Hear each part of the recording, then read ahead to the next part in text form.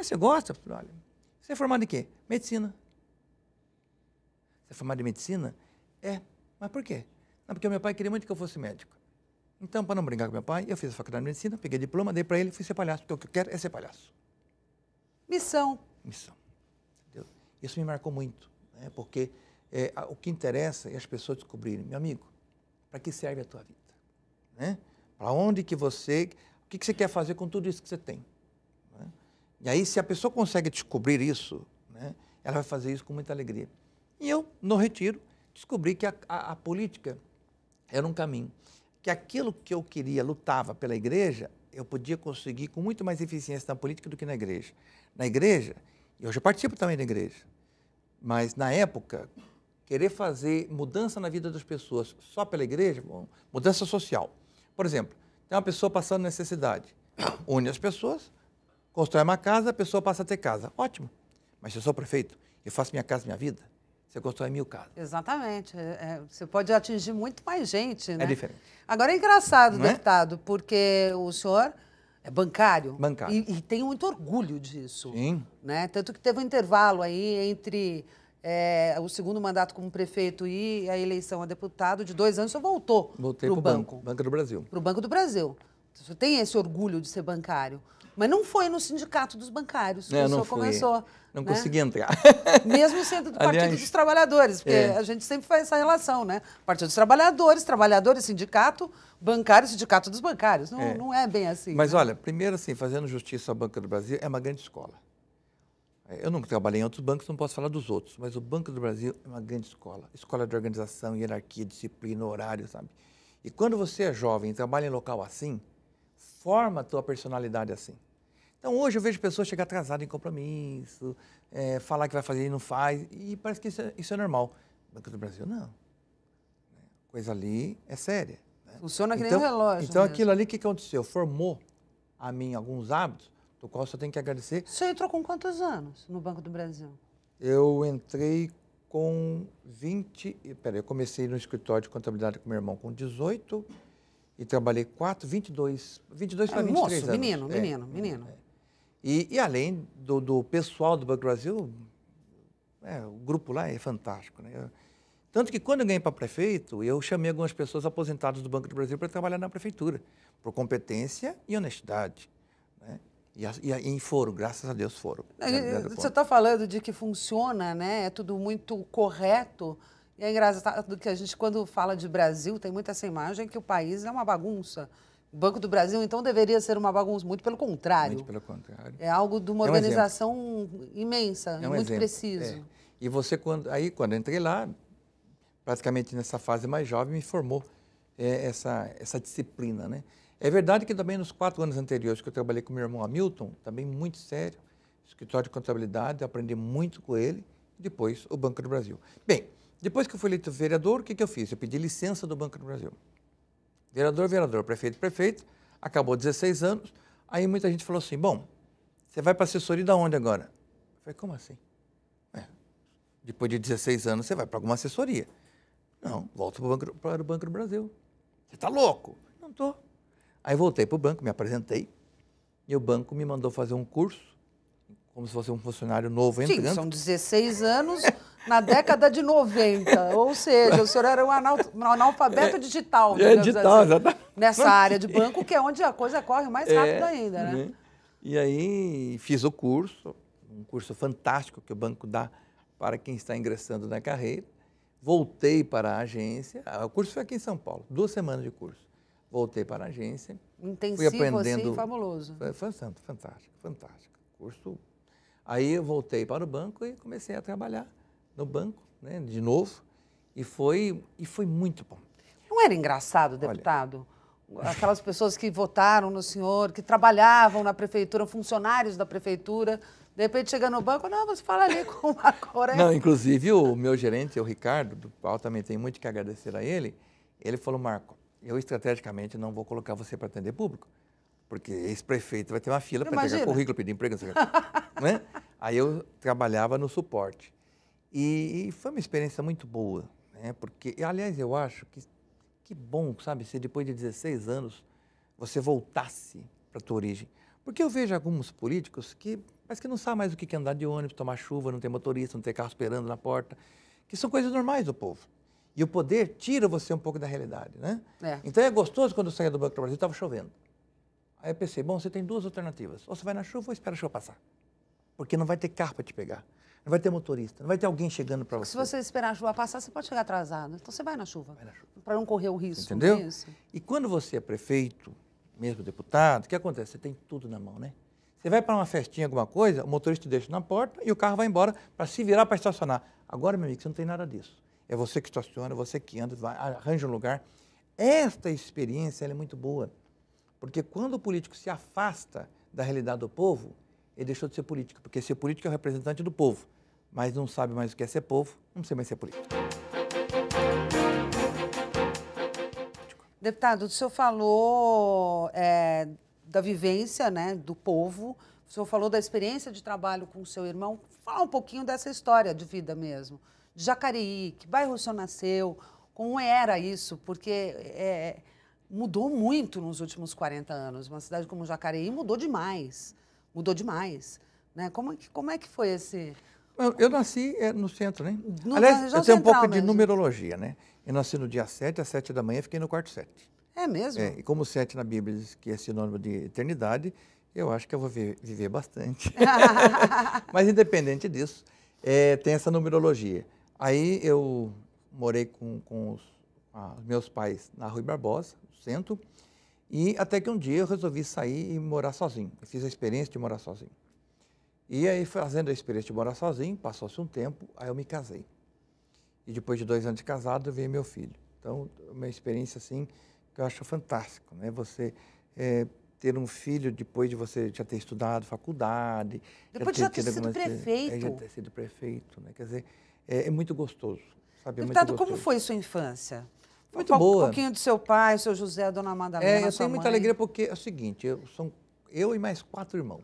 Todos meninos? Se você for na minha casa, Bel, e eu falar assim, olha, essa aqui é minha mãe. Ah, prazer. E depois você fala, ô tia, faz favor. Você vai falar, Marco, você chamou sua mãe de tia ou eu que escutei mal? Não, eu chamo a minha mãe de tia. Por quê? Vamos dar um fato, né? Aconteceu o seguinte, vamos no passado. Uma pessoa casou com um homem e o que aconteceu? Essa pessoa gerou 4 filhos e no 4º filho ela morreu. Morreu de parto. Pá, morreu. Este homem casou com a irmã dessa mulher. Com a irmã? Essa mulher é a minha mãe.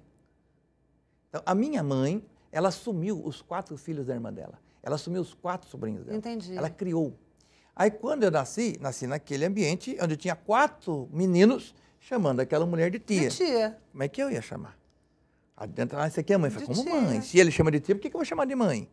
Né? Então, a minha mãe eu chamo de tia, mas quando eu falo a palavra tia para ela e quando eu falo a palavra tia para minha tia, para mim tem significado diferente. Completamente diferente. E ela entende dessa maneira também. Mas foi obrigada a entender também, porque não havia Cristo que fizesse a chamar de Gente, mãe. mas vamos combinar, 5 meninos. E qual a diferença de idade? É pouca, né? O seu irmão mais velho, qual a diferença? Meu irmão mais velho deve estar uns 14, 15 anos, né? Então, 15, 13, não, dá menos. Pode colocar 10, 8, 6. Um atrás do outro, assim. Né? E ela já assumiu esses 4. Então, ela casou com 4. Casou e levou 4. Né? Aliás, ela conta para mim que ela estava namorando uma pessoa. Então, digamos que você tinha um irmão, o teu irmão tinha uns 10 anos, mais ou menos, 11, quando eu nasci, acho que meu irmão mais velho devia ter 12. 12? 12. Então, o que aconteceu? A minha mãe, ela estava namorando uma pessoa e quando aconteceu o que aconteceu, ela terminou o namoro e casou com um cunhado. E ela criou os 4 meninos e depois eu nasci. Então, é uma história de dedicação, né? Da minha mãe, que foi muito bonita. E os meus 4 irmãos, na verdade são irmãos por parte de pai, são muito gratos a ela. Porque, graças a Deus, todos estão muito bem, tudo, sabe, formado. Mas deve ser uma loucura puxar a orelha de 5 meninos. Hoje eu falo, mas naquela época era mais, né? Olha, eu brigava, mas assim, eu não lembro de muitas brigas, porque quando eu tinha 10 ou 8, que é uma idade que você briga mais, na verdade, meus irmãos já estavam trabalhando, já estavam menos tempo em casa. Né? Então, eles já acabaram brigando mais. Mas eu lembro de algumas brigas que teve, né? Algumas coisas, algumas artes lá, né? Mas era muito legal. Então, E Era um time de futebol de salão. Não tinha muito problema. Não tinha. Só tinha que arrumar os outros Aí 5. quando ia meu tio, que tinha mais 5, aí fazia festa, né? 5 homens também? 5 homens. Aí fazia festa. Aí dava, aí casa. Bastava vir o meu tio em casa, que juntava conosco, aí já dava festa. Já dava futebol, basquete, vôlei. Tanto que o quintal de casa sempre foi grande, jogos, né? Para você poder brincar à vontade. Então, e não era costume naquela época você ir para a creche cedo, nada, então só fui para a escola com 7 anos. Então, essa faixa de 0 a 6, ou até 7, foi totalmente caseira, vivendo com pai, com mãe e minha avó. Na verdade, nós morávamos na casa da minha avó.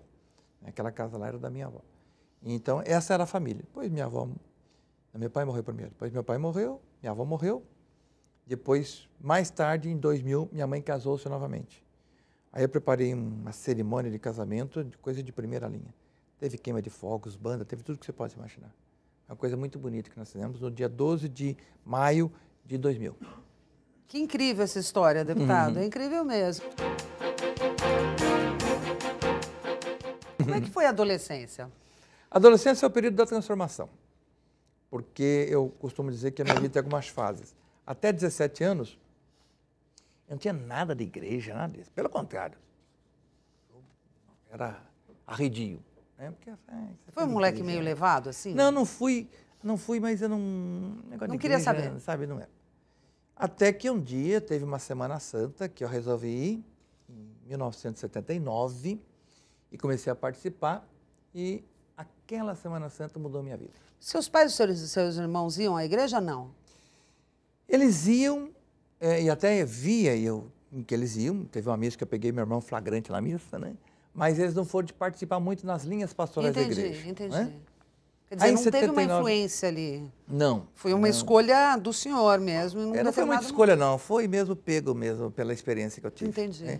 Eu acho que uma pessoa que teve a experiência que eu tive não tinha como não participar. O que aconteceu nessa Semana Santa? Nessa Semana Santa, tem um histórico aí um pouco anterior, que antes de eu participar dessa Semana Santa, foi uma coisa muito interessante, como que algumas pessoas acabam sendo que anjos para você, né? A minha tia mesmo, não minha mãe, a minha tia foi internada no hospital, e do lado dela tinha uma senhora idosa, chamava Sebastiana Maria de Jesus. E eu percebi que ela não recebia visita. Visito minha tia, visito ela também. Aí minha tia teve alta, mas eu comecei a visitá-la. Aí no que eu comecei a visitá-la, aí eu conheci uma pessoa que participa de igreja, que chama-se Manuel de Oliveira Figueira, que também ia visitá-la. Que é seu amicíssimo. Meu padrinho de casamento. Né? E aí eu falei, escuta, você conhece ela? Eu falei, não conheço. Mas por que você visita ela? Não, porque ela é sozinha, eu faço questão de vir. Aí eu comecei a descobrir que havia pessoas que também faziam o bem sem alarde. Aí quando eu conheci o Manuel, aquela ali me marcou a vida. Aí o Manuel falou, Marco, ele nunca fez assim, esse convite para participar da igreja. Mas ele falou, olha, se você quiser um dia lá, com muita liberdade, eu falei, vai lá e tal. Aí eu não fui ainda na reunião de grupo. Aí chegou perto da Semana Santa, ele falou assim, olha, quinta-feira agora você tem aquela cena dos 12 apóstolos, que lava o pé. Eu vou lá, se você quiser ir lá, eu fui. Mas aí eu comecei a observar a homilia do padre, a mensagem do padre, na quinta. Aí aquela ali me tocou, eu falei, eu preciso fazer uma confissão para mim mudar um pouco minha vida, né? Aí eu falei, mas eu pensei comigo, eu não quero, como é que eu vou confessar? Aí quando chegou no final da missa, o padre foi no microfone e falou o seguinte, olha, como tem muita gente querendo se confessar, amanhã eu vou fazer um perdão comunitário, quem quiser vir pode vir. Eu falei, aí eu fui. Aí, minha amiga. Aí foi. Aí não teve. Deputado, o programa chegou ao fim. E a gente nem falou da dona Adriana e do menininho Marcos Vinícius. Essas duas figuras são centrais na vida do senhor hoje? E são recentes, né? Recente, né? Eu me casei em 2008, né, no último ano de mandato de prefeito. Aí pensei comigo, eu vou fechar um ciclo político, eu vou abrir também um ciclo na vida civil, deixar de ser solteiro. Como eu morava sozinho, para mim foi assim uma experiência fantástica. Né? Então o casamento para mim me fez muito bem. Estou muito feliz com a Adriana e a gente foi caminhando tranquilo para saber quando era a época de se ter um filho. Depois de 2 anos, deu tudo certinho. Aí ela engravidou, perdeu, engravidou de novo, perdeu, aí fizemos um tratamento, aí engravidou e nasceu o Marcos Vinícius. Né? E aí eu queria que chamasse Fabro. Ela queria que chamasse Marcos Vinícius. Eu falei, então faz o seguinte, Marcos Vinícius Fabro. Então ficou Marcos Vinícius Fabro. Aí na hora de registrar seria de Souza. Dá para você colocar o sobrenome da minha família? Dá. Então ficou Marcos Vinícius Fabro de Martino Souza. Com esse nome enorme. Nome de príncipe. De príncipe, né? E é um príncipe mesmo, né? Ele é muito bonitinho. A experiência do filho, quer dizer, se com o casamento já estava bom, com o filho ficou melhor ainda. Né? Deputado, chegou ao fim o programa, não deu nem para falar do Santos, nem para falar dessa sua ligação com o esporte, que eu sei que que o senhor gosta de educação física, tudo isso. A única coisa que eu posso pedir agora para o senhor é para o senhor dar o seu recado, dizer quem é o Marco Aurélio, afinal de contas. Não o político, o Marco Aurélio. Eu quero também agradecer este espaço, né? E tem um livro do Mário Sérgio Cortella que fala assim, o que vai estar escrito no seu epitáfio. Eu fiquei pensando, o que vai estar escrito no meu epitáfio, o que eu gostaria que estivesse escrito. Gostaria que tivesse escrito o seguinte, eis uma pessoa que buscou fazer justiça e amar as pessoas, com erros, com defeitos, com limitações, mas esse era a vontade, o ideal dele. É o que eu tento fazer. Esse é o Marco Aurélio, deputado Marco Aurélio do PT, que participou do autorretrato de hoje, que fica por aqui. Obrigada, deputado. Obrigado a você. E nós temos um encontro num próximo programa. Até lá.